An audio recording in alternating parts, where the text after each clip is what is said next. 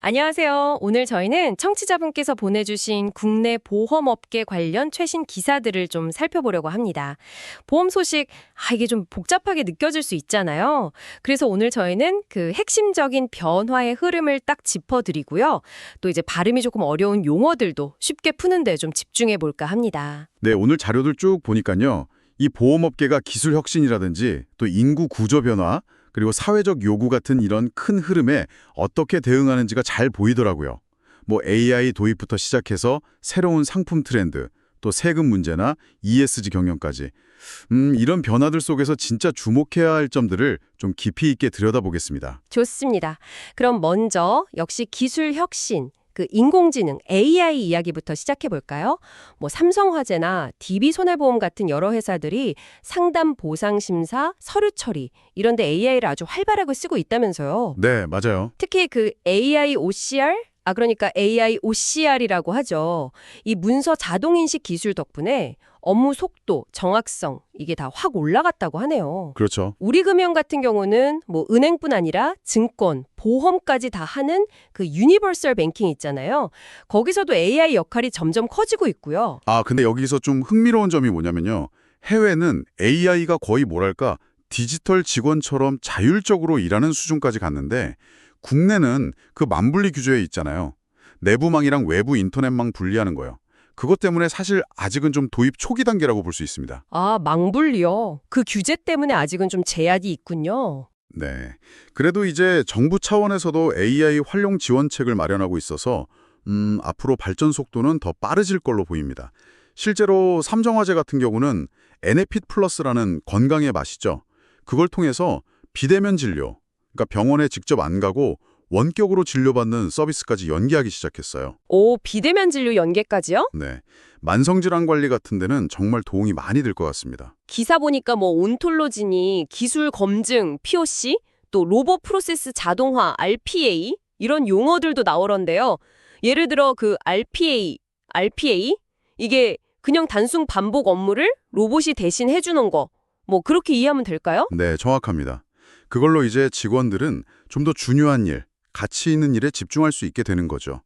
결국 다 이런 다양한 AI 기술들이 보험 업무를 더 효율적이고 스마트하게 만들고 있다. 이렇게 보시면 됩니다. 네, 결국은 다 효율성과 스마트함으로 귀결되는군요. 그렇죠. 그리고 이런 기술적, 환경적 변화가 결국엔 소비자들이 만나는 보험 상품에도 그대로 영향을 미치고 있거든요. 다음으로 이제 상품 트렌드를 좀 살펴보면요. 요즘 물가 상승 때문에 그 보험금의 실질 가치를 지키려는 노력으로 체증형 종신보험, 이게 많이 나와요. 체증형 종신보험이요? 시간이 지날수록 보장 금액이랑 보험료가 같이 오르는 거 맞죠? 네, 맞습니다. KB라이프 같은 곳에서 이런 상품들을 내놓고 있죠. 근데 단순히 사망 보장만 있는 게 아니라 뭐 노후 소득, 의료비 보장, 심지어 물가 상승 대비 기능까지 합친 그런 하이브리드형 종신보험 이것도 인기라고 들었어요. 네. 그게 요즘 정말 주목받고 있습니다. 고령화 시대에 맞춰서 노후 준비랑 질병 걱정, 이걸 한 번에 좀 덜어보려는 그런 수요가 반영된 거죠. 교보생명이나 신한라이프 같은 데서 이런 일원을 좀 주도하고 있는 거군요. 네, 그렇죠. 이게 어떻게 보면 소비자들이 더 이상 사망 위험 하나만 보는 게 아니라 살아있는 동안 생길 수 있는 여러 위험들, 이걸 전체적으로 관리하고 싶어 한다는 그런 근본적인 인식 변화를 보여주는 신호이기도 합니다. 인식 자체가 변하고 있군요. 그리고 반려동물 키우는 분들 정말 많아졌잖아요. 그래서 펫보험 시장도 엄청 뜨겁다고요? 네, 맞아요.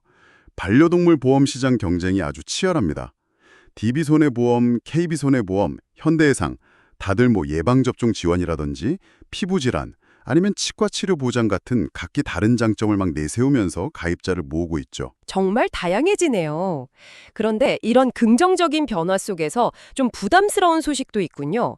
내년부터 연간 수익 1조 원 넘는 부분에 부과되는 교육세. 이 교육세 세율이 오른다고요? 0.5%에서 1.0%로요. 네, 맞습니다.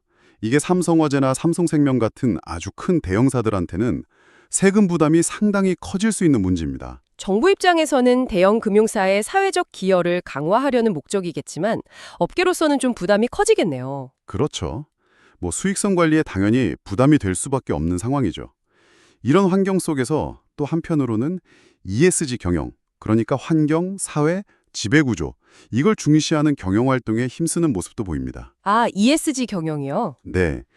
예를 들어 현대해상 같은 경우는 정경선 전무 주도로 사회공헌 활동도 늘리고 또 분산형 실내 스캔 같은 기술, 이게 뭐냐면 쉽게 말해서 블록체인 같은 걸 활용해서 문서 위변조를 막고 전자문서 신뢰도를 높여서 종이 사용을 줄이려는 그런 노력도 같이 하고 있어요. 아, 종이 사용 줄이는 기술까지 친환경적이네요.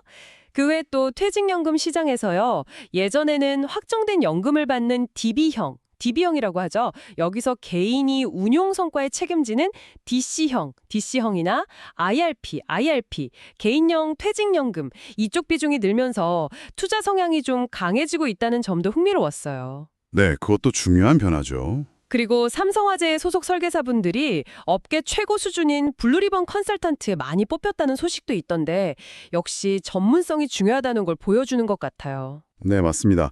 정리를 좀 해보면 오늘 살펴본 자료들은 결국 한국 보험업계가 AI라는 기술 혁신을 받아들여서 효율성을 높이고 또 고령화나 폐팸족 증가 같은 인구 사회구조 변화에 발맞춰 상품을 계속 진화시키고 있다는 점. 그러면서 동시에 세금 인상이라든지 ESG 경영 강화 같은 이런 사회적 요구에도 직면해 있다는 것을 잘 보여줍니다. 네, 정말 다양한 변화들이 한꺼번에 일어나고 있네요. 결국 이 모든 변화들이 우리 청취자 여러분께는 어떤 의미가 있을까요? 아마 머지않아서 AI 상담원의 더 빠르고 정확한 안내를 받으시거나 예전에는 정말 상상하기 어려웠던 그런 맞춤형 보험 상품을 제안받는 경험, 이런 걸 하시게 될 수도 있다는 뜻이겠죠? 맞습니다. 그리고 여기서 한 걸음 더 나아가서 생각해 볼 지점은요.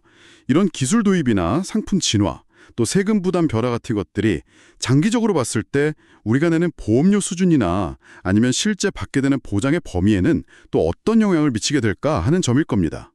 이 질문에 대한 답을 앞으로 계속 찾아가는 것도 중요하다고 생각합니다. 네, 그렇군요. 오늘 저희가 준비한 이야기는 여기까지입니다. 다음에도 청취자 여러분께 도움이 될 만한 유익한 정보로 다시 찾아뵙겠습니다.